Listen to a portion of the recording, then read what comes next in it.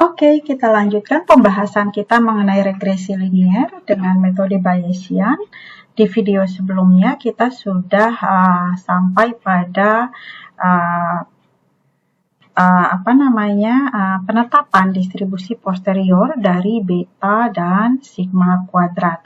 Nah, sekarang kita akan melihat, oke, bagaimana cara saya menggunakan distribusi posterior marginal ini untuk mendapatkan nilai beta dan nilai sigma kuadrat. Karena kalau masih dari dalam bentuk fungsi distribusi seperti ini, belum bisa melakukan apa-apa kita, karena tadi tujuan akhirnya adalah jadi betanya berapa sih, sigma kuadratnya berapa sih. Jadi kita mau outcome-nya adalah nilai-nilai beta dan nilai sigma kuadrat.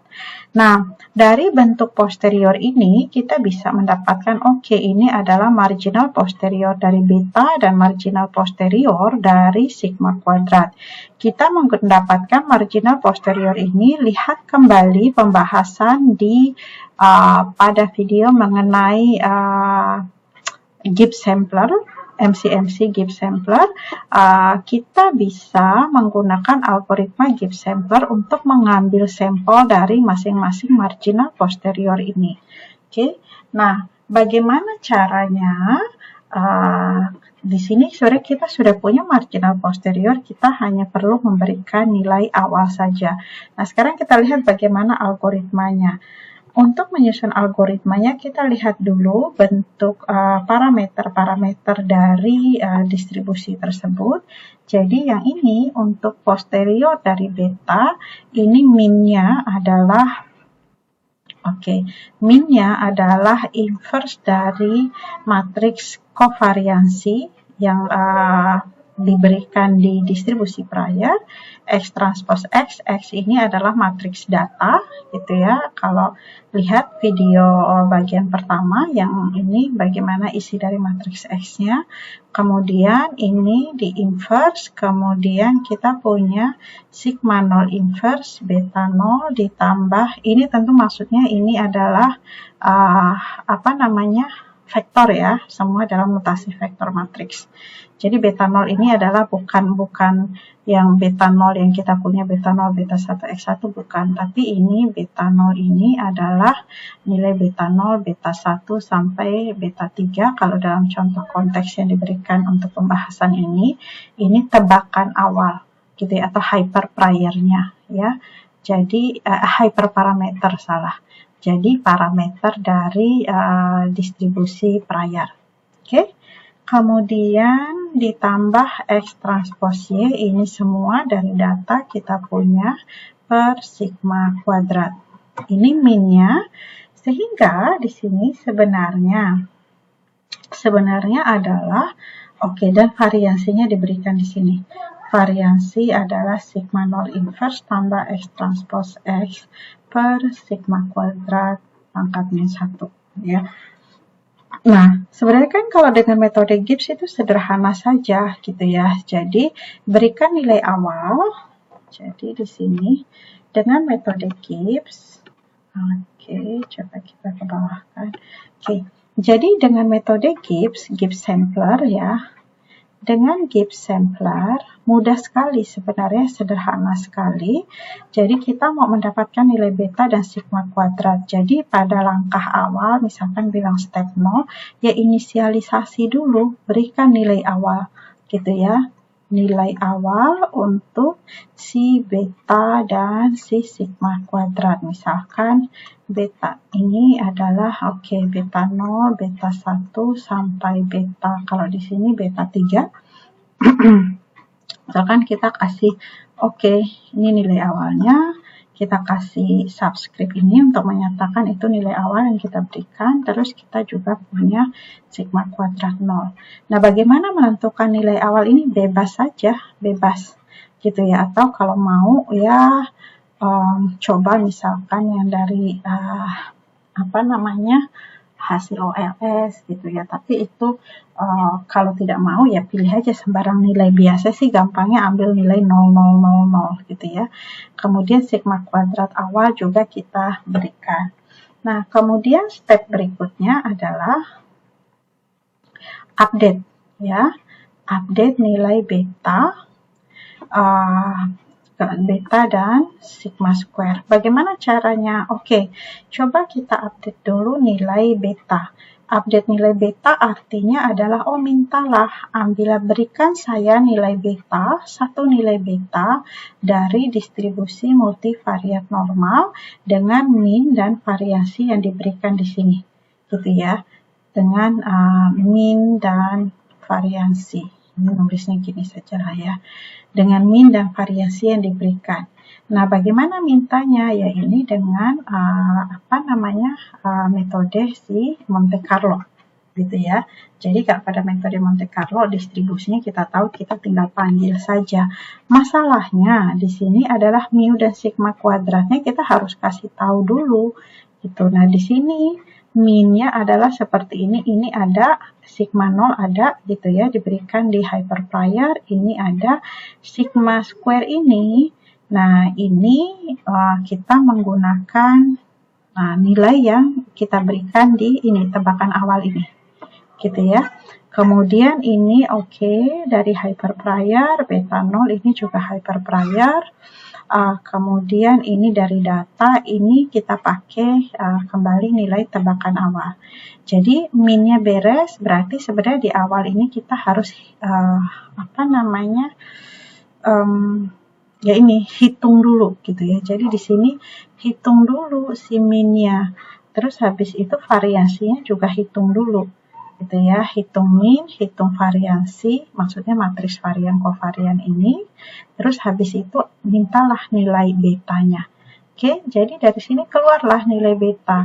Nah, nilai beta yang ini, kita sekarang kasih subscript seperti ini, menyatakan kita sudah mengupdate nilai tebakan awal dengan nilai yang ini. Nah, sekarang dari nilai ini berarti berikutnya adalah gunakanlah ini untuk mengupdate nilai si sigma kuadrat. Jadi caranya gimana? Ya sudah, minta saja kembali adalah berikan saya satu sampel atau satu nilai sigma kuadrat dari distribusi inverse gamma. Atau kalau mau minta dari distribusi gamma, tapi berarti 1 per sigma kuadrat.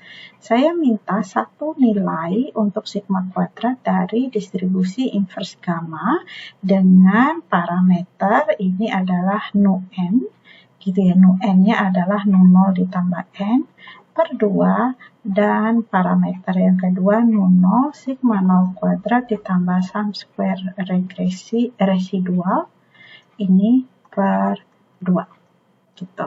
Nah, artinya apa? Ya supaya dia bisa kasih, kita harus melengkapi dulu, memberitahu dulu nilai-nilai parameternya. Nu 0 ini diberikan di hyperparameter, yaitu parameter pada prior yang kita tetapkan di awal. Kemudian n ini adalah ukuran sampel, ukuran data diberikan, itu dari data. Ini hyperparameter. Yang ini bagaimana menghitung si sum square residual? Kembali, sum square residual itu kan adalah sigma yi min y cap-nya ini yi cap kuadrat, gitu ya. Ini adalah yang beta 0, beta 1, x1 plus bla bla bla plus beta pxp kalau dalam konteks soal ini atau permasalahan yang kita bahas di bagian ini seperti ini. Nah, jadi ini menggunakan informasi ini, beta yang kita dapat dari step 1, ini beta-betanya, beta 0, beta 1, dan seterusnya kita masukkan ke sini. Jadi kita bisa mendapatkan y cap-nya, kita pakai untuk menghitung sum square residualnya. Akhirnya kita dapat parameter kedua dari si distribusinya si sigma kuadrat. Dari sini akhirnya dia akan berikan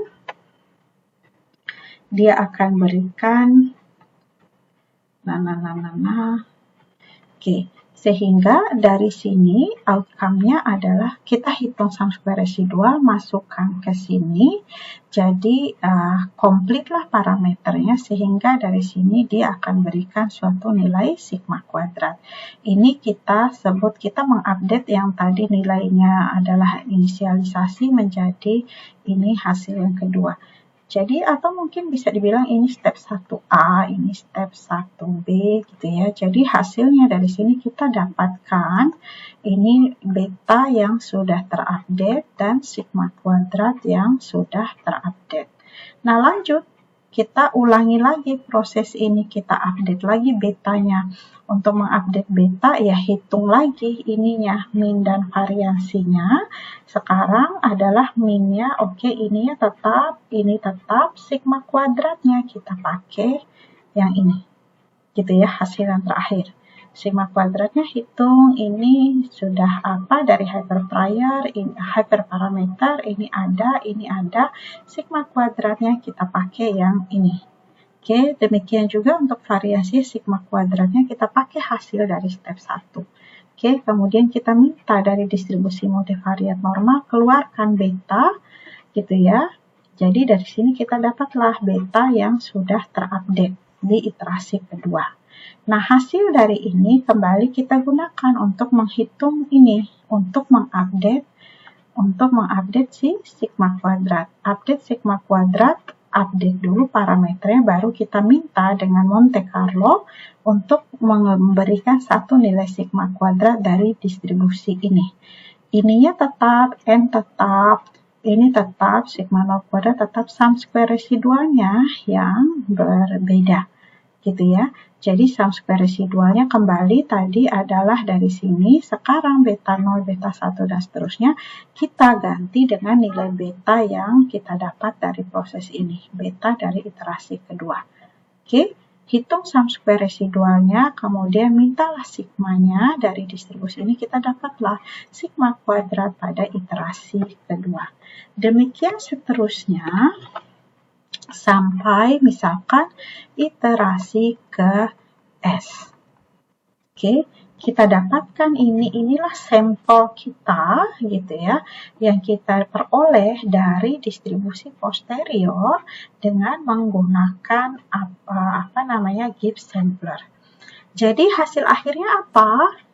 Nah, ya udah di sini ya untuk betanya ini kan sebenarnya beta ini kita punya untuk setiap beta ya, kita kan punya ini beta 0, beta 1, beta 2, beta 3 gitu ya. Jadi misalkan ini beta 1-nya berarti ini 1, 1, 1, 1 sampai kemudian seterusnya untuk yang iterasi terakhir ini kita punya beta 0, beta 1, beta 2, beta 3. Sini iterasi ke S. Sehingga min posterior dari masing-masing beta ini kita aproksimasi dengan min sampel yang kita peroleh ini. Jadi untuk beta 0-nya ya ekspektasi dari beta 0 bersyarat data min posteriornya ini kita aproksimasi dengan min sampel yaitu beta 0 I, misalkan ini sigma atau beta 0 S dari 1 sampai S besar dibagi dengan S besar. Inilah beta 0 taksiran kita dengan metode Bayesian. Dan sama juga untuk yang beta 1 bersyarat data, ini juga sama, kita aproksimasi sigma beta 1 untuk S dari 1 sampai S besar dibagi dengan banyaknya iterasi. Inilah taksiran kita atau estimasi kita untuk beta 1 dengan metode Bayesian dan seterusnya. Demikian juga sebenarnya dengan nilai sigma kuadrat. Sigma kuadrat dari iterasi 1 sampai iterasi ke S, ini kita rata-rata untuk mendapatkan estimasi kita sigma kuadrat dengan metode Bayesian. Nah, nilai-nilai inilah yang kita substitusi ke dalam persamaan ini. Tentunya ketika kita sudah model fit ini sudah tidak ada gitu ya, karena ekspektasinya nol. Inilah kita substitusi nilai-nilai yang kita peroleh di situ ke dalam persamaan kita sehingga kita bisa menginterpretasi dan menggunakan regresinya untuk analisis lebih lanjut. Nah, Pertanyaan selanjutnya adalah bagaimana kita menilai bahwa beta-beta yang kita dapatkan ini memang sudah cukup baik. Nah, itu sebenarnya ada beberapa cara untuk mendiagnosis kebaikan atau kesesuaian dari taksiran yang kita miliki. Tapi cara yang paling sederhana sebenarnya adalah dengan visualisasi, yaitu di sini kita gunakan trace plot. Intinya adalah iterasinya konvergen. Kalau iterasinya konvergen, jadi hasilnya cukup baik. Jadi misalkan bikin trace plot dari si beta, misalkan untuk beta 0 gitu ya, iterasi 1, 2, 3, seterusnya sampai ini iterasi ke S. Oke, tebakan awalnya mungkin bisa ada di sini, tapi kalau modelnya itu, kalau ini algoritmanya ini konvergen, mungkin dia bisa berfluktuasi di awal, tapi dia akan, kalau seperti ini pertanda bagus. Artinya taksiran kita atau estimasi kita adalah estimasi yang baik. Demikian juga untuk yang lainnya, untuk beta 1 dan seterusnya. Misalkan ini untuk beta 1, ini iterasinya gitu ya. Tebakan awal kita bisa jadi seperti ini, tapi kemudian bentuknya seperti itu.